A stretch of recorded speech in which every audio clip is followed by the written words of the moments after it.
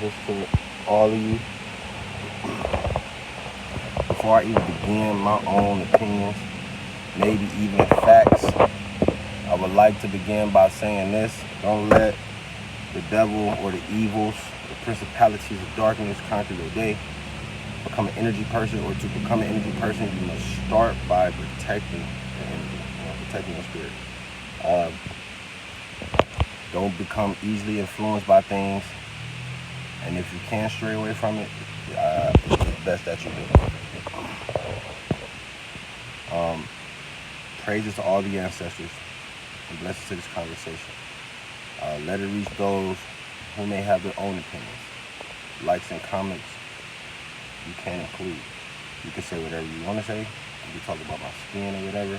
Put it in the comments. You can disagree. Put it in the comments. Hey, if you don't like, put it in the comments, right? Especially if you comment on it, you gotta like it. So, like, put your like, but then put your dislike in the comments. You see what I'm saying? Praise to the ancestors. Let's begin. It's safe to say that everything now is gonna be traditional, modern parenting. And some of you probably looking like, bro, what are you talking about? What is traditional modern parenting? Traditional modern parenting, as it only, we obviously could say that things aren't gonna go back to how it used to be. And this goes to the great Kevin Samuels, because I'm going to bring him up. Moment of silence.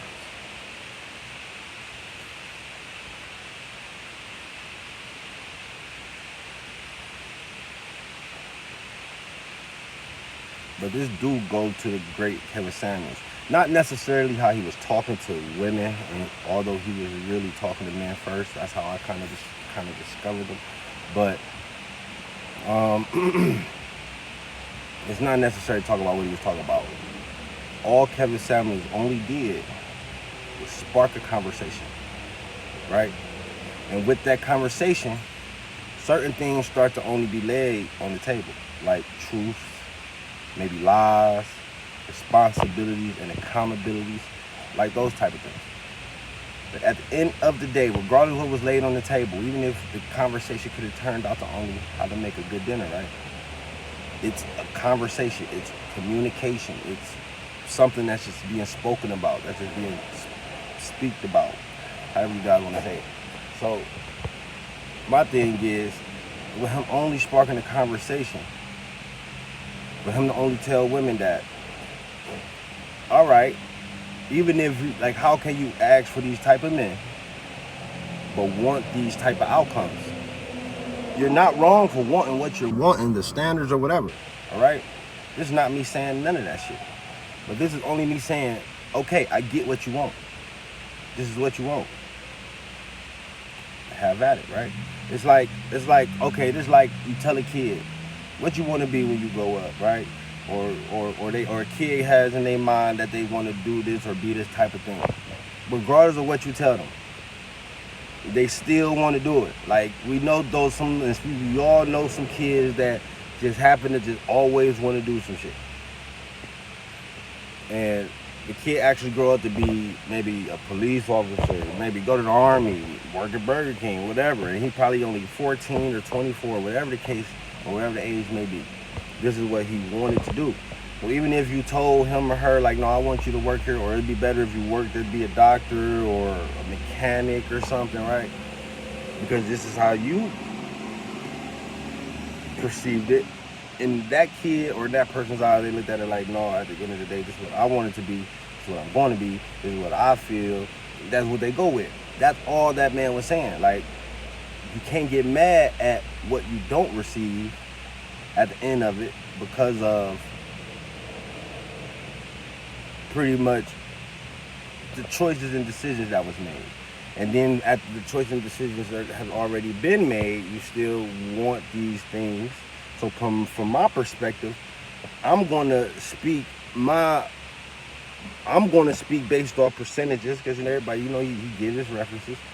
But I'm also going to say, well, so be it. But you can't ask for these things, right? Only thing he was saying is you can't ask for these things and not put in the work for other things, right? Like, I'm only gonna say this one time in this conversation. Separate the difference between having sex with somebody and actually being committed with someone, right? Just because we having sex doesn't mean that we have a commitment. You hear what I'm saying? But anyway, everything gonna be traditional modern parenting, right? So my question is, how are we going to be able to deal with this, right? Because I'm thinking about the churn and all this behind it at the end of the day. How are we going to be able to function and fluctuate this? Number one, men and women have to sit down. And majority of you, yes, you have to, you might have to, if you and your baby daddy is on some type of speaking terms, if you and your baby daddy have just a slight beef that could be spoken about, if you and your baby daddy, if you and your baby daddy got something going on, or you and your baby mother got something going on that y'all know y'all can fix, even if it take a couple conversations or a couple phone calls or whatever, amend it and fix it, right? Because the real question is, how are we going to be able to raise our futures? I'm not actually speaking about me or your futures as adults, but we all know the kids, and it always been said, kids are the future. That's why they push so much of the agenda on them, regardless if it's gay or violence. Kids are the future. And kids' minds are like sponges. You feel what I'm saying? Most of you know how that goes. A kid can watch you do something and pick up everything that you're doing, just watching you. You see what I'm saying? So, kids is our future. My number one, how are we going to be able to sit down? We have to be able to sit down. We have to sit down with our baby. This is just taking, like, the stepmoms and stepdads, you play a part eventually, but this is not for you right now. But the real moms and the real dads, y'all have to get on speaking levels, right? Speak in terms for the child. I'm not asking you to get on sexual terms or encourage the sexuality, because now we're seeing more stepmoms and stepdads more than ever. But for the child's sake, I think it's only best that the child, boy or girl, know their mom or dad regardless of the situation, right? And then after, even if the mom or dad don't want nothing to do with them, let them at least see that, right? And then they can go based off, well, mom is irresponsible or dad ain't shit or whatever like that. But other than that, number one, we must sit down and start functionalizing the family, right? Because even if we're not together, like I said, stepmoms, stepdads will have a part of this conversation, but for real moms and real dads, even if we're not together, you still have to formalize the family, right? Because it's more like acceptance, right? Because you may have another baby mama or two or three, or maybe another baby daddy or two or three.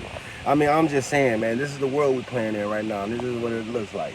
So just sit down, have a speaking conversation, and just let the kids, you feel me, you make amends so the kids don't have to pretend. You see what I'm saying? Quote that. And then from there, if the mom or dad still chooses not to want to be around the child, let the child actually see that, so it won't look off so much on your part like you holding them away from their mom and dad. Number two, as for step parents, we play an important role in this situation too. And I only say this, even for those who don't have kids, but you mess with a woman or a man who do have kids, you must be able to look at those kids like they were your kids you never even had. You see what I'm saying? This is meaning, like, not like a nephew or niece, because you have to look at it in that same way. It didn't, like, I'm saying it like that because it shouldn't make a difference if it's your real nephew or your real niece. You see what I'm saying? So at the end of the day, you have to treat the situation best, not as a parent, especially if number one is working real good, the dad is around, and he's actually active, not just materialistically, emotionally, physically in their life. You don't have to get jealous about that, because that is a men's minute with the mother. They have their conversations. You even have to step in and have a conversation, then you go from there. All right? We living in a time right now where everybody just seems to not be able to get it right or get it together. So for step parents, love these kids the same way that you would love your own kids if you had kids. Even though you don't, even as for the real moms and dads, they shouldn't have to, of course they shouldn't have to put in the full extent, but yeah, I only notice you guys only speak financially. Like there's other things that go into kids, emotionally, mentally. You see what I'm saying? Spiritually, you know what I'm saying? Just to be there and to mend that when the time comes, because every child have it, even girls. You feel me? I remember we was kids, and I seen a girl I used to date, and we was young, and we play housing. I remember she had her period for the first time. Fucked us up. I thought she was dying. I ain't gonna lie, nigga. She just bled out, nigga. Just whoosh all everywhere, nigga. You know what I'm saying? I can tell you another time, but I don't want to put nobody's business out there. But anyways, number three.